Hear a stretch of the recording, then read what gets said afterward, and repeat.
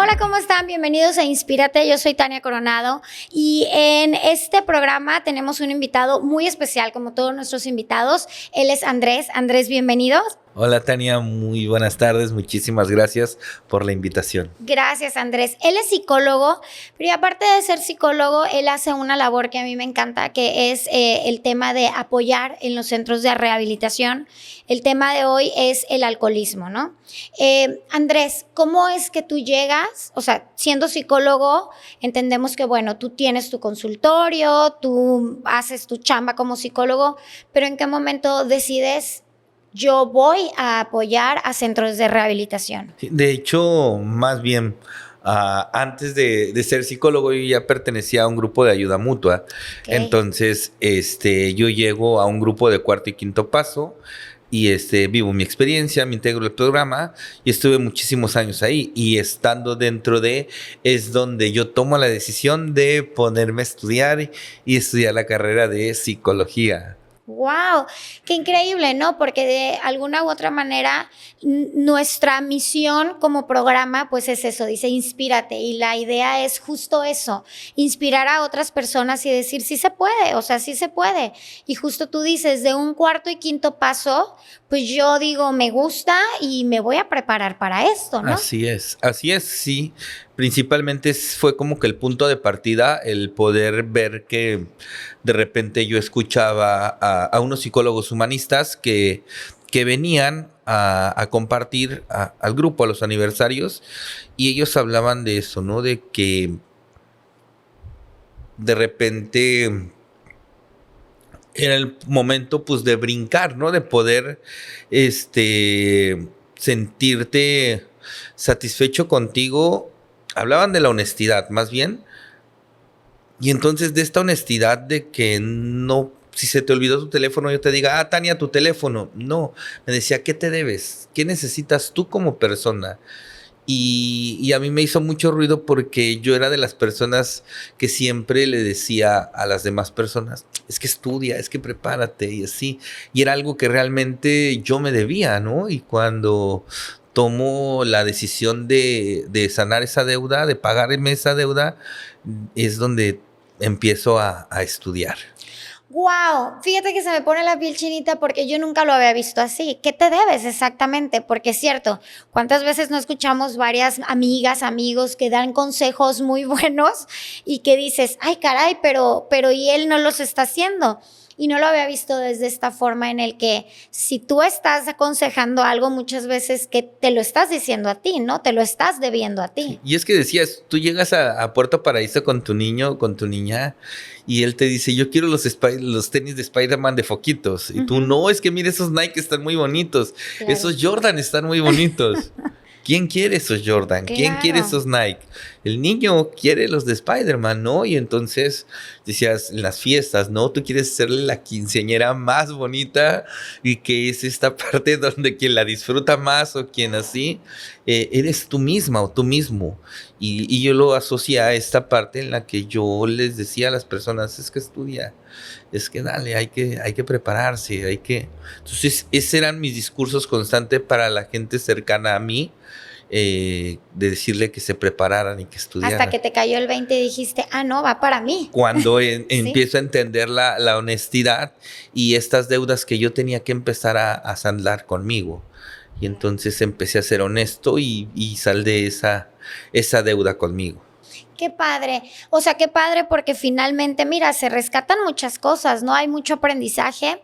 ¿Y en qué momento una persona se considera alcohólico? Porque también es una gran realidad que todos tenemos un amigo, un familiar, un vecino, un conocido que tiene problemas de alcoholismo. Sin embargo, por supuesto, un alcohólico probablemente nunca lo va a aceptar o es difícil que lo acepte hasta que toca fondo, ¿no? Es que, ándale, es este punto dentro de nuestro municipio o nuestro estado, las drogas de inicio, en primer lugar de las drogas de inicio aquí está el alcohol.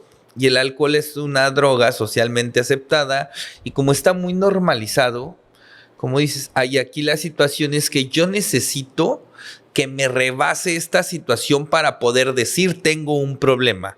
Mientras no me rebasa, de repente escuchamos dentro de los discursos muy trillados, pues es que yo trabajo. Yo no le pego a mi esposa, como si fuera una obligación no trabajar o pegarle a tu esposa o a tus hijos, a tus hijas, o gritarles o así, ¿sabes? Entonces son de las justificaciones más frecuentes que podemos ver en estas situaciones, pero realmente de alguna manera empiezas a presentar ciertos tipos de problemas, ¿va? Porque la adicción va a ir en 3 etapas, en uso, abuso y dependencia. Aquí la situación es que hasta, como tú lo mencionabas, necesita tocar fondo, necesita llegar a una dependencia para poder decir tengo un problema. Antes no, por lo normalizado que está el alcoholismo en nuestra sociedad. Y una persona que llega a tener un tema de alcoholismo o de cualquier tema que tenga que ver con dependencia a alguna sustancia, hay un tema emocional que tratar, ¿no? O sea, definitivamente lo haces, o sea, un alcohólico llega a ese punto porque le rebasan las situaciones que está pasando. En la actualidad, el Centro de Estudios Superiores Montefénix, que es de lo más top para el tema del tratamiento de las adicciones oceánica o oceánica también, empezaban a hablar de algo, o empezó un boom muy fuerte, a hablar de patología dual. Viene una patología dual. ¿Cómo es esta? Hay un trastorno por consumo de sustancia y a su vez está un trastorno depresivo, un trastorno de ansiedad, y entonces nosotros es algo que ya de la parte psicológica lo veíamos. ¿Por qué? Porque los trastornos tienen comorbilidad, ¿no? Y entonces podemos ver la comorbilidad que tiene el trastorno de consumo de sustancia con algunos otros trastornos. Pero anteriormente las personas que se dedicaban al tratamiento de las adicciones solo se centraban en el trastorno por consumo de sustancia y veían que el resultado seguía siendo de cierta manera el mismo, ya que no atendías la patología dual que estaba presentando tu usuario o tu usuaria. Y por eso las llamadas sí tan conocidas recaídas, ¿no? Porque finalmente estoy tratando solamente el no tomes, no tomes, no tomes, no tomes, pero finalmente no estoy tratando todas esas heridas que vienen atrás del por qué estoy tomando, que es justamente lo que hablas, depresiones, ansiedades, que si bien lo que quiero entender es que si yo conozco a una persona que está empezando, que yo veo, porque uno se da cuenta, o sea, empiezas en las fiestecitas a ver que ya toman de más y se ponen a lo mejor en un tema ya un poco pesado y demás, ¿no? O sea, como esos serían como los focos rojos, ¿no? Como para yo decir, híjole, mi amigo, mi amiga, como que ya se está pasando. Sí, y es que te decía, es esta parte en la que si yo no veo que se pone pesado de mala copa, como dicen por ahí, si tú ves que no está malacopiando, pues empiezas a normalizar, ¿sale? Porque no, pues es que no tiene... Aparte se pone bien buena onda, así, ¿no? Ándale, va. Ajá. Y entonces va a depender de cada persona la manera en la que vaya viviendo esto, ¿sale? O sea, puede hacer que no sea mala copa, pero al otro día no se levantó a trabajar. Si tenía algún tipo de responsabilidad, no la llevó a cabo. Entonces, y no me la copió. Y si yo, por ejemplo, o sea, yo, Tania, si conozco a alguien así, ¿no? Que yo digo, es que mira, esta persona sí es súper buena onda y no es mala copa, pero no se levanta a trabajar o ya le está afectando el tema del alcoholismo. ¿Qué es lo primero que debería de hacer? ¿Decirle, ve y consulta a un psicólogo? ¿Busca ayuda en terapia o qué? Es que en este caso... dicen por ahí, la ayuda es para el que la quiere, no para el que la necesita. Todos la necesitamos, pero no todos la queremos. Y de repente, el emitir ciertas opiniones donde no se nos pidieron, tornan un poco agresivas en algún punto y te ponen desventaja. De hecho, en el capítulo 7 de Alcohólicos Anónimos, de Trabajando con los Demás, te dice, o sea... No tomes actitudes de evangelista o de reformador moralista porque vas a estar en desventaja. compártele. Lo que sí puedes hacer es poderle compartir tu experiencia o alguna experiencia difícil que tú atravesaste y déjale este libro por ahí donde él lo pueda ver, ¿sale? Porque si no, no hay necesita haber un primer paso, que es una aceptación, que es el reconocer que tengo un problema. Mientras esta persona no reconozca que hay un problema o que hay una situación compleja por la que está atravesando, será muy difícil que pueda aceptar algún tipo de ayuda. Entonces tú, por ejemplo, si alguien, quien nos está escuchando, nos está viendo, tiene algún familiar que es alcohólico, ¿qué sería lo recomendable? Como tú dices, como que acercarle un librito y como que esperar a que tome la decisión. Sobre todo, o sea, es concientizar. Aquí es bien importante ese punto que tú mencionas. Cuando hablamos de la red de apoyo o de las personas, hay proveedores y proveedoras. Sale de esta situación. ¿Cómo es esto? En el cual se gastó la quincena bebiendo, ¿no? Entonces, pero pues no hay problema. Ya veo que me va a dar ya. Si yo no le empiezo a marcar límites, si empieza a llegar tarde, si empieza así, o sea, te digo, ya les empieza a rebasar, no le digo, ve y atiéndete, sino que yo te pongo un límite ante estas situaciones que tú estás cometiendo. Ok, yo hago que toque fondo, o sea, no es que yo haga que toque fondo, pero sí lo impulso a que vea, y no de decirle, sino yo hago, al poner yo mis límites, esta persona ya no va a tener el dinerito que yo le doy si se gastó la quincena. Al poner yo mis límites, a lo mejor, pues, no sé si es una mujer que está con un hombre alcohólico, al yo decir, sabes que aquí no te quiero borracho, entonces esta persona como que va a empezar a tocar ese fondo de decir, estoy perdiendo todo. O sea, hay una dinámica que es muy curiosa, le llaman una dinámica de péndulo, donde constantemente la persona con algún tipo de adicción tiene a alguien que lo sostenga. Entonces, no lo dejan que se caiga, no le permites que toque fondo. O sea, no es que tú le provoques el fondo, claro, ¿sabes? No, o sea, más bien no le permites que eso suceda porque lo sostienes. Y cuando te cansas, lo sueltas y lo agarra papá, lo agarra mamá, lo agarra el hermano, lo agarra el hijo, o sea, se lo van turnando y entonces es muy difícil que esta persona pueda ver que hay una consecuencia. Y la situación es que no les permite hacerse responsables de las consecuencias que esto les está atrayendo. Claro, o sea, como parte de, se ha escuchado en todos lados, ¿no? O sea, o todos tenemos una historia seguramente que hemos escuchado la parte de que a lo mejor un alcohólico chocó, no sé, o algo pasó y lo metieron a la cárcel. Y entonces ahí va toda la familia y ahí va la mamá, pero y entonces una vez, 2, 3, 4, y ya pareciera que cada fin de semana esta persona está en la cárcel. Entonces aquí es, lo siento, ahí te dejo, ¿no? ¿Qué pasa? ¿Va? Y lo podemos ver y es una situación. Si tu hijo agarró un dinero que no era de él, un dinero de su tía, fue tu hermana a tu casa y tu hijo tomó el dinero que no era de él. Si él no tiene una consecuencia, ¿qué crees que va a pasar con esa conducta? Claro, desde pequeños, ¿no? Se marca eso. Digo, ¿qué crees que va a pasar con esa conducta? Lo va a volver a hacer. Y lo mismo un adulto. O sea, si él no tiene una consecuencia de ese acto, como dices, chocó, y yo voy y lo saco, ¿qué consecuencia está teniendo? Pero, Andrés, voy y le resuelvo, ¿qué consecuencia está teniendo? Pero ¿no será que muchas veces, obviamente, pues los papás tendemos a sentir culpa, ¿no? O sea, el papá que ve a su hijo, normalmente viene esta culpa de, es que por mi culpa está tomando, es que yo no supe educarlo, es que yo no supe esto. Por eso cuando el tratamiento para el consumo de sustancias, si no hay un tratamiento integral, si la red de apoyos, los proveedoras no se involucran al tratamiento, el resultado termina siendo cero favorable.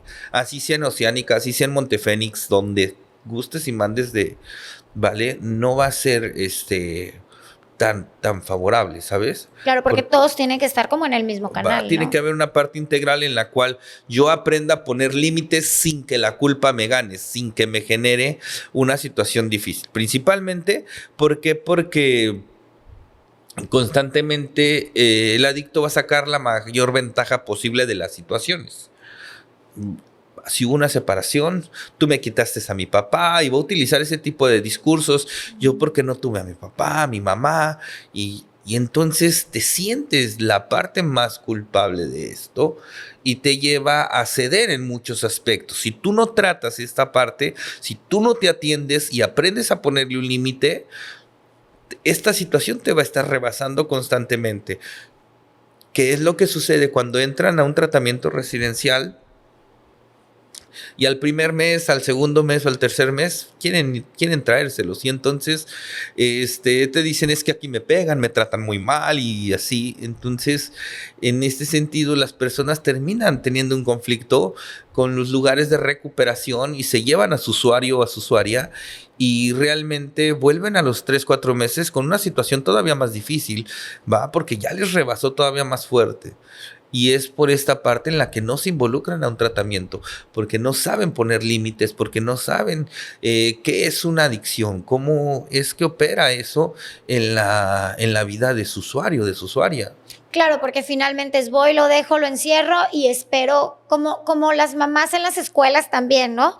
Voy, lo llevo a la escuela y espero que ahí le enseñen todo. Y misma situación acá, voy, lo meto a un anexo y espero que cuando salga ya no tome, ya esté recuperado, pero yo mamá, yo papá, o yo familia, yo red de apoyo, nunca me involucré. Y si nunca me involucré, no tengo ni idea de cómo apoyarlo. Y es que, ¿qué es un centro de rehabilitación o una clínica de rehabilitación? ¿Qué pasa?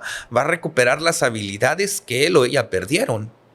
Pero entonces, ¿cómo va a recuperar las habilidades si cuando sale de una clínica de rehabilitación, no, pues empieza este miedo que no trabaje, porque si tiene contacto con el dinero, pues se va a ir a drogar y mejor no, aquí tenlo, que aquí esté en la casa, entonces sigue perdiendo habilidades y entra en una zona de confort porque hay alguien que le empieza a resolver y entonces se empieza a crear un estado de inutilidad porque no tiene una utilidad esta persona y hay alguien que le resuelve. Hay alguien que le ayuda a lidiar con esto. Entonces, imagínate, se hacen poco o nulo tolerantes a la frustración. Cuando tiene que haber un esfuerzo, cuando tiene que haber, no saben lidiar con eso. Entonces, su frustración, ¿con qué crees que la mitigan? Y yo creo que en todo, o sea, bueno, no en todo, no generalizo, pero sí creo que muchas de las personas que llegan a tener algún tema con el alcohol, con las drogas, mucho de ello es no tienen tolerancia a la frustración. O sea, ¿sabes? Y entonces esa falta de tolerancia a la frustración lo ciega completamente, lo cierra y lo primero es, pues me emborracho para no recordar o fumo o me drogo, ¿no? Y te decía, o sea, es esta parte en la cual tú quieres que él haga un esfuerzo. ¿Cuándo le enseñaste a hacer un esfuerzo? ¿Sale? Y con esto no estamos buscando culpables, no. Entendamos que cómo tiene que ser un proceso en el cual nos involucramos todas y todos, les empiezas a dar una utilidad y el resultado puede ser más favorable.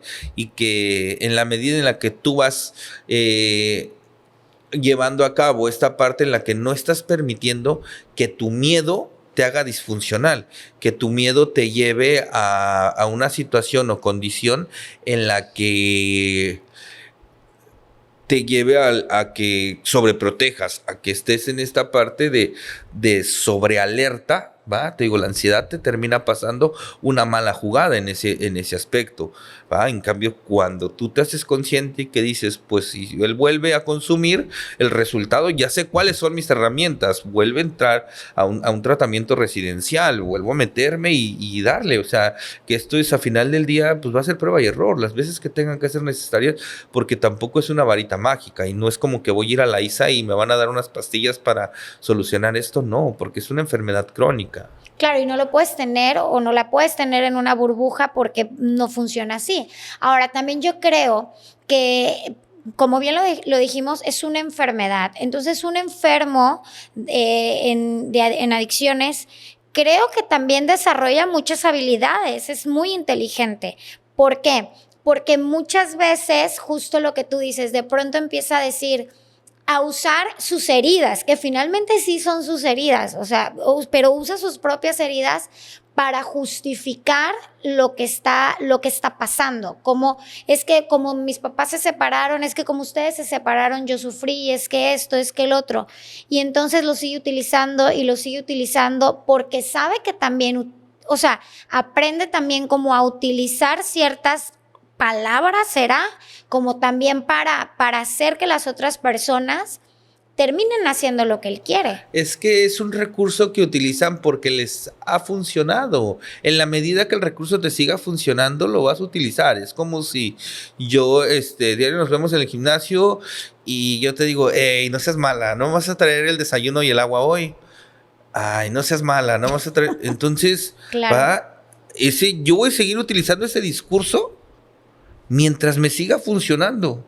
Porque sé que eso me va a llevar a que tu diario me lleves un desayuno y un agua al gimnasio, ¿sabes? Y entonces realmente este discurso, pues es que mi papá no lo tuvo, mi mamá no estuvo, y es que nos separaron, y es que te acuerdas cómo me pegabas y me dejabas sangrado, o sea, este tipo de situaciones que entiendo que puede ser algo no tan favorable, pero que es un discurso que está utilizando constantemente porque le ha obtenido un beneficio, y entonces es un recurso que va a seguir explotando hasta donde le siga siendo útil.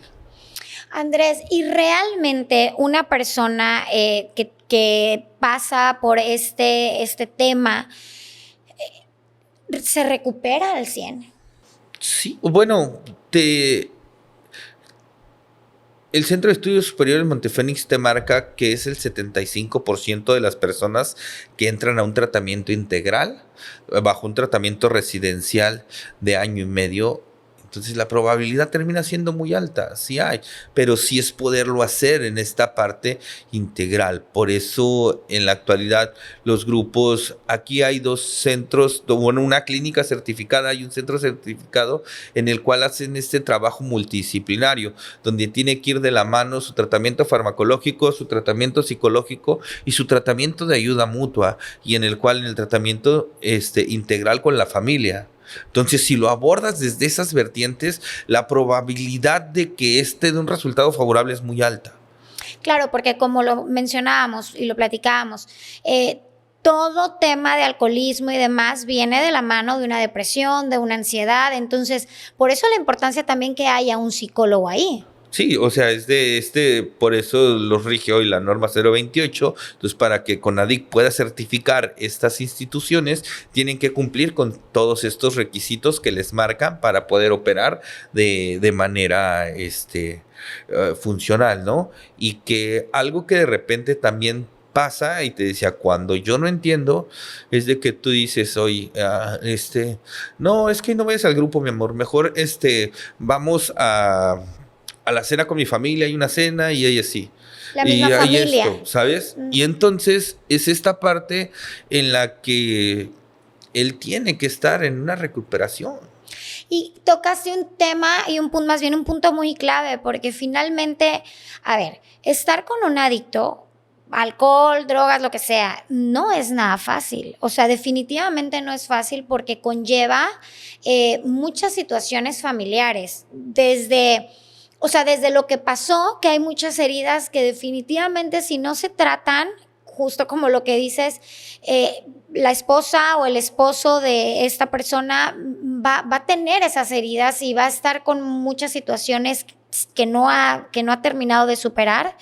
Por otro lado, si hay niños de por medio, y muchos niños que dieron a lo mejor pues golpes, maltratos, o como dices, ni siquiera, pero a lo mejor su papá haciendo el ridículo en una fiesta, o sabes, que dices, es que no lo golpeó, y para muchos se ríen, pero para un niño de 7, 8 años, ver a su papá a lo mejor haciendo alguna payasada, es claro, o sea, obviamente para un niño es mi papá, ¿no? Entonces, toda esta situación marca, y aún así, una persona que se trata, que está en recuperación, sigue marcando, porque obviamente vamos a marcar que finalmente sí hay secuelas, ¿no? Pues o sea, sí hay situaciones secundarios y secuelas en las que de pronto, incluso yo he escuchado esposas de personas que han pasado por el alcoholismo, y muchos hombres o mujeres incluso tienden a tener depresiones, o sea, ya no toman, pero tienden a tener depresiones o fuman ya demasiado o tienen estos altas y bajas de emociones, ¿no? Es que te decía, si no llevaron un tratamiento integral, pues se van a presentar este tipo de situaciones, pero si llevó su tratamiento y se abordó desde la parte psicológica, donde le brindaron las herramientas, porque como tú bien lo mencionas, cuando hay una emoción alta o hay una situación compleja con la que no saben lidiar, su manera de lidiar con esta situación es a través del consumo de la sustancia.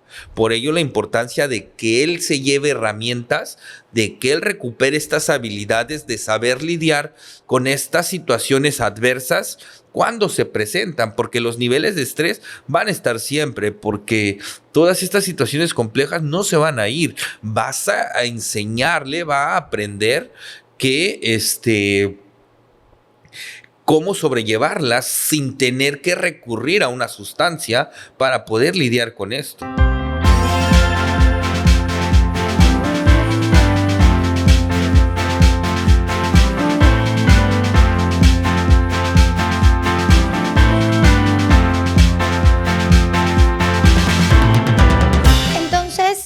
Hablábamos de esta parte donde, como tú dices, necesitas como todo este trabajo integral y eso es lo que a lo mejor falta hacer conciencia, ¿no? O sea, falta hacer conciencia porque de pronto muchos familiares pues es su problema. O sea, que él vaya, o como te decía, lo llevan y se alejan y si no existe esto, pues obviamente va a haber recaída tras recaída. Sí, o sea, y si no creas una conciencia de esto, te lleva a tomar las mismas actitudes que él, ¿eh? O sea, porque terminas responsabilizando a los grupos, a los centros, a las clínicas, o sea, es que no sirve, es que no funcionan, es que, ¿sabes? Entonces terminas teniendo la misma conducta que tiene tu usuario, tu usuaria. Porque realmente no te estás haciendo responsable, no estás involucrándote en el tratamiento, no estás participando de manera activa dentro de, y entonces sí es muy importante el que puedas entender que este trabajo es conjunto, si no el resultado, la probabilidad de que pueda ser favorable es muy baja. ¿Qué pasa, Andrés, si yo, Tania, estoy casada con un alcohólico, ¿no? Y pues resulta que finalmente la persona con la que estoy casada no quiere ayudarse, no sé, ¿no? ¿Qué puedo hacer yo? Y lo digo para que muchas mujeres lo escuchen, u hombres. ¿Qué hago? ¿Qué me corresponde a mí? ¿Yo a dónde tendría que ir? ¿Tendría que ir a terapia con mis hijos? Me acerco, sé que existe Al-Anon, me acerco a Al-Anon. O sea, ¿qué aconsejas tú a las personas que dicen, estoy casada con una persona alcohólica? Y obviamente también creo yo que hay mucha dependencia también cuando tú te casas con un alcohólico. Es que ¿no? es este punto tan importante. Uno tiene la dependencia al alcohol. Te dije, la adicción va en 3 etapas: uso, abuso y dependencia. Cuando una persona está en una etapa de dependencia, el tratamiento que tiene que llevarse es un tratamiento residencial. Sí o sí tiene que participar, o más bien tiene que llevar su proceso en una clínica de rehabilitación porque está en dependencia. Claro. Pero entonces, ¿qué pasa con la mujer que tiene una dependencia? Al alcohólico que tiene una dependencia, o a cualquier adicto que tiene una dependencia y que ya no tiene voluntad, lo metes a un centro y lo comprendes de cierta manera en algún punto porque lo estás metiendo en un lugar como este. Pero ¿qué pasa con la mujer o con el hombre que vive en estas situaciones y que están ahí? ¿Cuántas etiquetas? ¿Qué tonta? ¿Ya le gustó? ¿Por qué? Porque cuando el adicto está en una etapa de dependencia, se puede alcoholizar o drogar llorando y decirte, ya no quiero, ya no lo voy a hacer. Y cuando menos se da cuenta, ya lo volvió a hacer. Y no se está haciendo tonto, no es... ¿Qué pasa en este punto? Ya no tienen voluntad. Perdieron las facultades de la voluntad y entonces, como ya no hay voluntad, es por ello que ellos tienen que llevar un tratamiento integral. Tiene que haber un tratamiento farmacológico, tiene que haber un tratamiento residencial para que haya un proceso de desintoxicación y de deshabituación a una sustancia. Y entonces, en este caso, con las personas que tienen esta dependencia, tendrían que llevar ese mismo proceso de desintoxicación y de deshabituación a la persona. A la persona, claro. El alcohólico al alcohol y la pareja, pues a la persona. A la persona. Pero entonces, no se aborda desde ahí. No es algo que desde esta perspectiva terapeutas, tratamientos lo aborden. Desde ahí tiene muchísimas etiquetas y son personas que terminan quedándose solas y solos. ¿Por qué? Porque la familia ya los tiene harta, porque se la acaba de madrear y ahí está quienes nos hemos formado con los temas de violencia. Cuando trabajamos con programas de violencia, puedes ver que hay una mujer que fue golpeada completamente, acabó en el hospital. ¿Quién crees que quiere que la vaya a cuidar? Ay, no, y es tan real el esposo. ¿Sale? Claro. Y no es porque esté tonta, Sí, no es porque sí. no tiene voluntad. No puede, hay una dependencia y no está tonta, pero termina quedándose sola porque no puedo, porque los mismos terapeutas, las mismas familias, ay no, ya le gustó, ay no, se está bloqueando. No, se entiende que es una persona con una adicción muy fuerte, con una dependencia y que no es así de fácil, porque ella, ¿dónde hay un centro de esos? Es que es verdad. Y la realidad es que sí tendemos a juzgar, ¿no? Obvio, en general, tendemos a juzgar demasiado. en todos los aspectos, ¿no? Si alguien hace algo mal o incorrecto, socialmente, ¿no? Si yo llego y estoy molesta y resulta que llego y algo me dijiste tú y yo te cacheteo, ¿no? No está bien, obviamente no está bien. Sin embargo, seguramente yo traigo muchas cosas y necesito ayuda y estoy explotando completamente, pero seguro los que van a ver eso me van a etiquetar de loca, de lo peor, pero realmente a lo mejor nadie va a llegar a decirme, oye, ¿qué onda? Vamos a platicar, o sea, no sé, o mira, te invito a un café o te invito a una plática en tal lugar, ¿no? Y pon tú que lo haya, ¿vale? Porque es la misma. Mientras no reconozcas que tienes un problema, porque tienes normalizado y ha sido tu recurso para lidiar con esto, tirar chingadazos, agredir, poner estas barreras, poner esta cara todo el tiempo, ¿va? Y que no se me acerquen. ¿Por qué? Porque no quiero que te me acerques, claro. ¿sale? Si te me acercas, cruzas la línea, lo que te vas a encontrar es esto, ¿no? Y al final del día, es una situación que termina siendo, te digo, muy desgastante. Andrés, el alcohólico puede no cambiar, sino puede dejar de alcoholizarse por sí solo. Es que mira, sí, va, pero no hay una muestra representativa. No hay. ¿Cómo es esto? O sea, en base a evidencia científica. No hay una evidencia científica que te demuestre que el alcohólico por sus propios recursos puede dejar de hacerlo, porque lo decidió. ¿Sabes? Sí te puedes encontrar a alguien que fue a la iglesia, en los mismos grupos, alguien que fue a un grupo y con una junta tuvo pero no es una muestra representativa. Porque no sabes qué va a pasar después. Sí, o sea, te digo, y que no hay un estudio, que cuando te hablo de una muestra representativa, cuando es en un estudio científico, agarran 10,000 personas y te dicen, aquí está mi muestra representativa. Y entonces de repente hablas desde tu experiencia y es donde termina siendo otra vez difícil, porque entonces viene, no, pues si yo puedo, tú puedes. Pues mira, a él sí le fue peor, él sí, y mira, él ya dejó de beber. Pero tu condición y la de él son distintas, tus recursos y los de la otra persona son totalmente diferentes. Entonces, puede ser que sí haya alguien, sí, pero no son una muestra representativa, no pertenecen a una mayoría para poder decir sí. El alcohólico por sus propios recursos puede dejar de hacerlo, no tienen una Y lo digo esto porque finalmente las personas que nos están viendo, sobre todo si hay alguien que nos está viendo y está pasando por una situación donde su esposo probablemente es alcohólico, es decir, justo lo que comentábamos hace ratito, seguramente el esposo le va a decir, no, mira, ya voy a cambiar, yo puedo, yo esto y el otro, pero a lo mejor si esta persona nos está viendo y nos está escuchando, es hacerle entender que está complicado, que difícilmente va a cambiar solo y que si este programa le puede dar una luz de esperanza de que le abra los ojos y que diga, sal de ahí, ¿no? Y que la prueba clara puede ser eso. O sea, te digo, el esposo o la esposa no se están haciendo tontos ni tontas, te está diciendo, ya, te lo prometo, ahora sí. Y de repente lo volvió a hacer. Ahí está la evidencia de que es alguien que no puede. Que hay un problema, que esto es más grande que él no está sabiendo lidiar con esta situación por sí solo.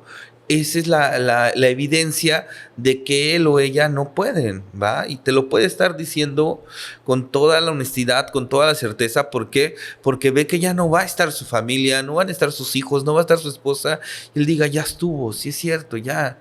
Pero de repente, ¡pum! O ante cualquier adversidad donde él no sabe lidiar con una situación, por ello la importancia de que por sí solo yo lo veo muy complejo. ¿Por qué? Porque él necesita adquirir herramientas para lidiar con estas situaciones adversas que lo han llevado a beber, con estas situaciones complejas como la frustración, como la tristeza, como la ira, o sea, todo esto que vivimos de manera cotidiana todas las personas, porque no se va a ir ni el estrés, ni el enojo, ni la tristeza, ni los problemas. Hoy los voy a aprender a lidiar de una manera distinta. Hoy no los voy a inhibir con alcohol, hoy no los voy a mitigar con una sustancia. Claro, porque si no es como barrer por donde pasa la suegra, como dicen, ¿no? A lo mejor alguien que lo deja y que dice yo decido dejarlo, a lo mejor sí puede tener muchos años sin tomar, pero probablemente puede tomar otras sustancias o formas de ser para o compensar, o sea, no me estoy alcoholizando, pero sí estoy desahogando mi frustración a lo mejor siendo agresivo, o no me estoy alcoholizando, pero sí estoy fumando marihuana, o no me estoy alcoholizando, pero sí cada que tengo una situación huyo o me enojo o me deprimo. Entonces, por eso la importancia de ir con quien realmente te puede apoyar. Y es que no estaríamos hablando, te digo, de una sobriedad, solo de una abstinencia.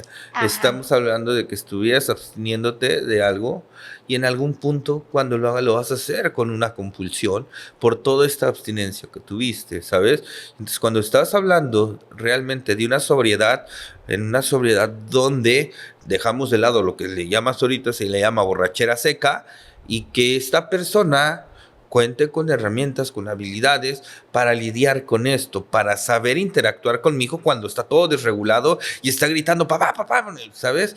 Ok, te escucho, ¿qué está pasando? ¿Qué quieres? ¿Sabes?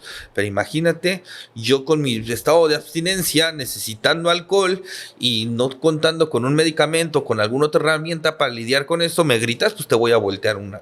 Claro. ¿Sale? O sea, ¿por qué? Porque en este momento está rebasado, no cuenta con los recursos y es ahí donde se torna complejo el asunto. Y tocaste el tema de los niños. ¿Qué pasa? ¿Qué pasa con los niños que crecen en una familia con alguien alcohólico? Sea mamá, sea papá, sea el abuelo. Bueno, principalmente pues es mamá y papá, ¿no? O sea, ¿qué pasa con los niños que tienen un papá alcohólico, por ejemplo?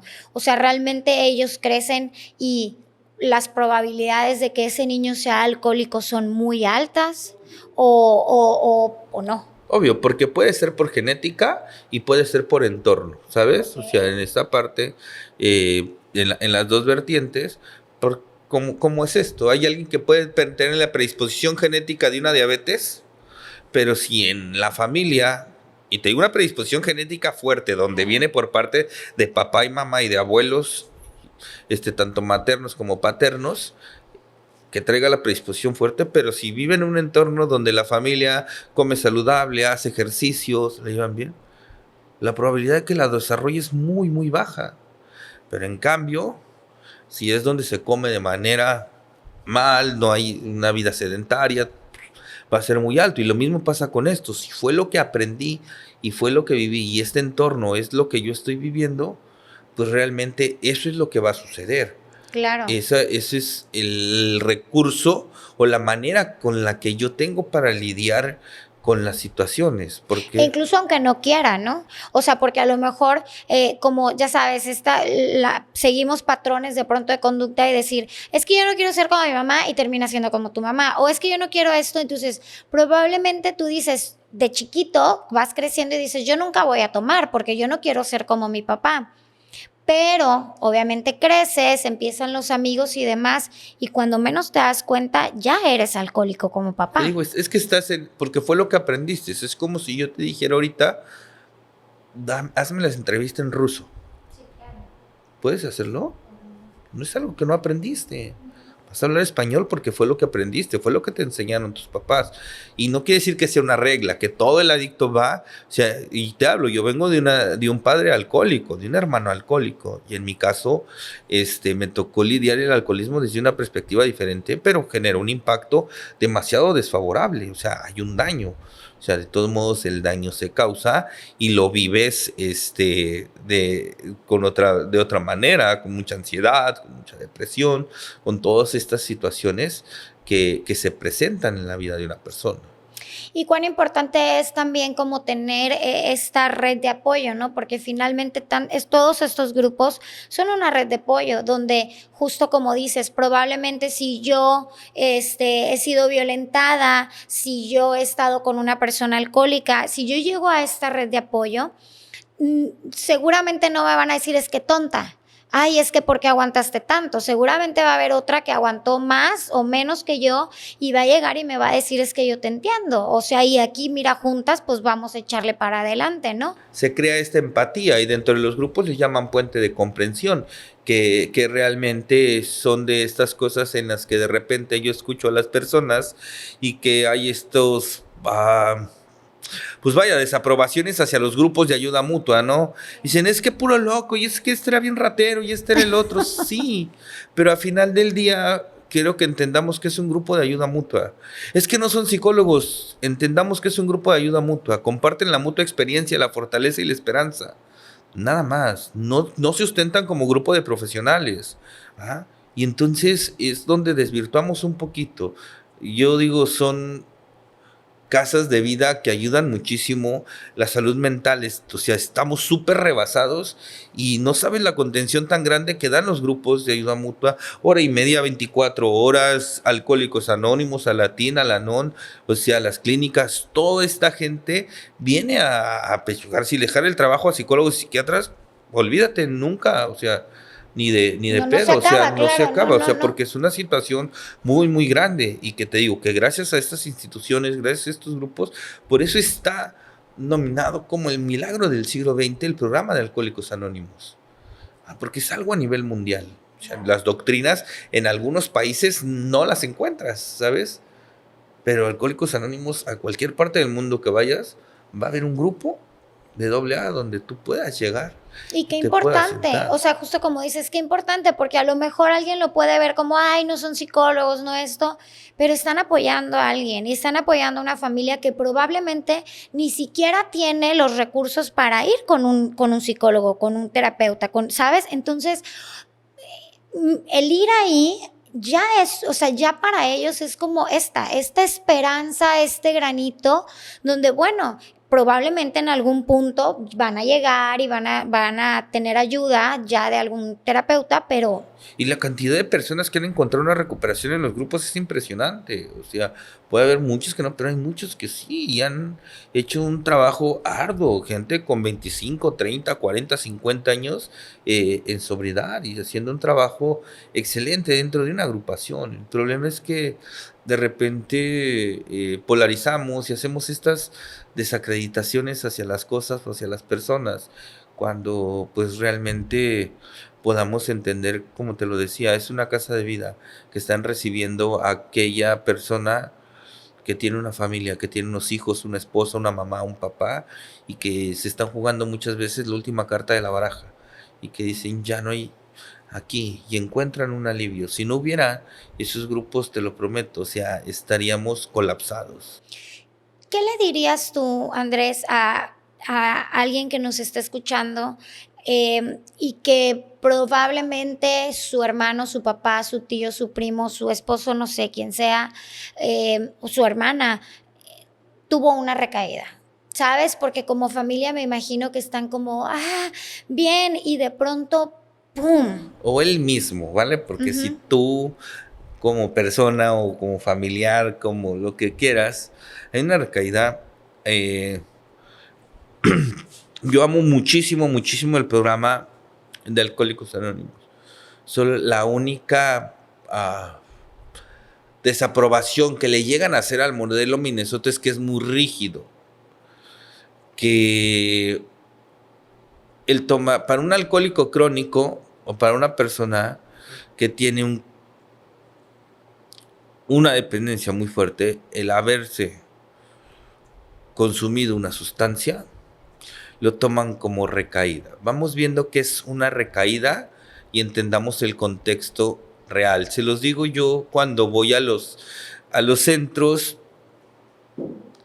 y le digo, ¿por qué llegaste aquí a este lugar, güey? No, pues tenía un mes en la fiesta y no paraba y acabé con todo. Ok, acabaste con todo. ¿Qué es todo? Pues la verdad, los juguetes de mis hijos, de mi esposa, le vacié la cartera, acabé con mi dinero, ok. Entonces te rebasó esta situación, sí. Y si se drogó otra vez con un dinero propio, le llamas recaída. Recaída es que él vuelva a lo que él hizo. Entendamos de dónde parte una recaída. Cuando es una parte muy rígida para alguien con una autoestima baja, para alguien con ese autoconcepto que tiene de ser alguien que toda la vida la ha regado, que toda la vida se ha equivocado, que la ha cagado, que, ¿sabe? Lo va a vivir con demasiada intensidad. Y lo más fácil para esta persona, ¿qué crees que va a hacer? Continuar, porque desistes y dices, no, está muy difícil este pedo.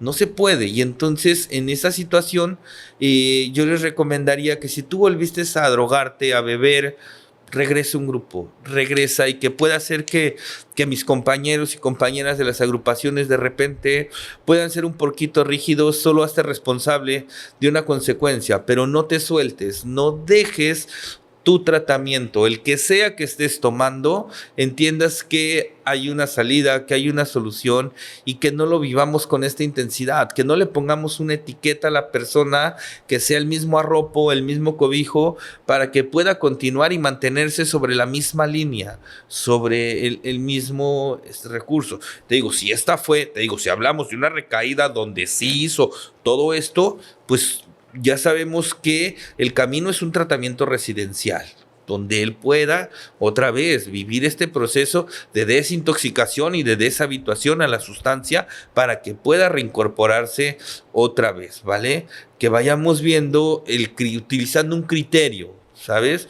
O sea, no vivamos en polaridades que digas, no, es que este güey me dijo que no es recaída. No, vamos viendo, ¿sabes? Porque de repente tendemos mucho a polarizar, a utilizar criterios. Es mantener un equilibrio, ¿sale? Si yo me tomé 2 cervezas y yo sé que son estas cosas y que te digo que de repente la familia influye para esto, ya no, bueno, déjenle una, pero una nada más, no, es alguien que no puede beber. Que no puede parar. El problema que el pedo no es que se tome una, el problema es que si él se toma una, él ya no va a parar. ¿Y qué es esta situación? Que esos permisos no me puedo dar, que son este tipo de permisos que no me puedo dar y que no debo de hacer, ¿sale? Y que te digo, si lo hice, ok, retomo el camino, me acerco a una persona que me pueda escuchar, que me pueda comprender, busco una red de apoyo que te sea viable, una red de apoyo que no te juzgue, ¿sale? Que te pueda escuchar, ¿para qué? Para que una vez que tú te desahogues, baje la emoción y puedas entender cuál es tu situación,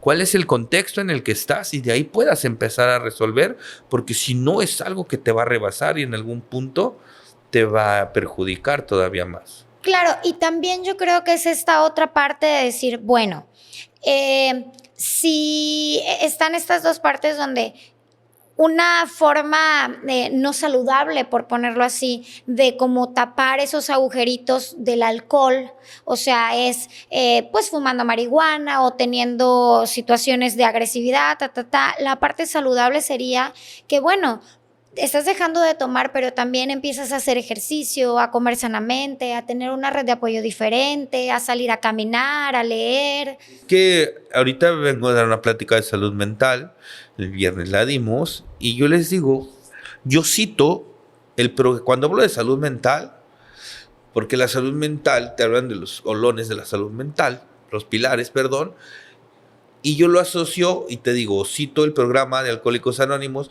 ¿Por qué? Porque te dicen que la enfermedad es trifásica, física, mental y espiritual.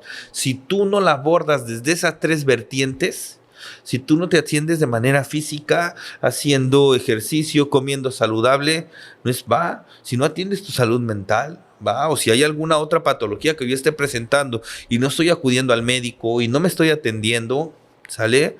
Si yo no me añado a una espiritualidad la que yo guste y mande, no lo empobrezcamos, no es una Universo, doctrina, Dios, lo que sea, como lo tú que lo concibas. quieras. Te dice el programa, a Dios tal cual como tú lo concibas, ¿sabes?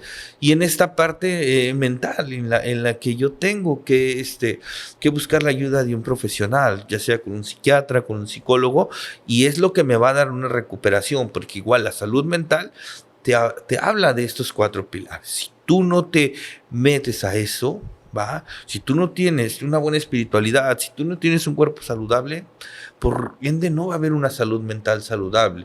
Es desde esta parte integral en la que cuando llegan las personas a mi consultorio, constantemente les digo, vamos trabajando la parte de la actividad física, vamos trabajando la parte de la alimentación, y no por estética, no estamos hablando de estética, estamos hablando de que eso es algo que va a tener un impacto favorable y saludable en ti, en tu persona.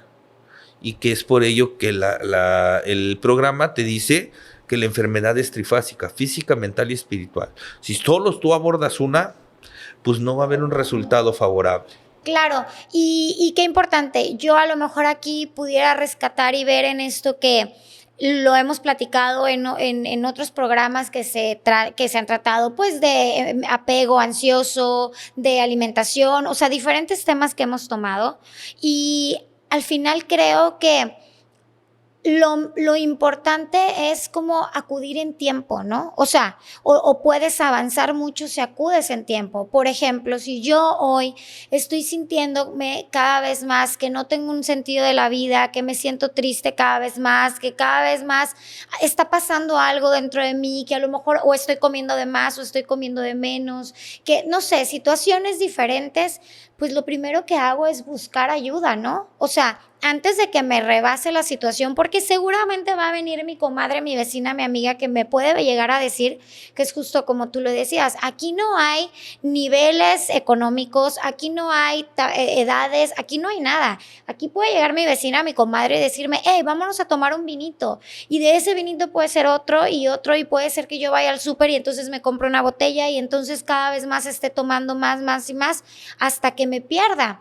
Porque estoy buscando la salida, todo lo que estoy sintiendo en ese momento de alcohol en el que me la voy a pasar muy bien o relajada, o ya lo que haga el esposo, la esposa o los niños, pues finalmente pues voy a estar anestesiada, entonces realmente no va a importar mucho. Así es, o sea, porque te digo, el alcohol es una droga depresora, ¿sabes?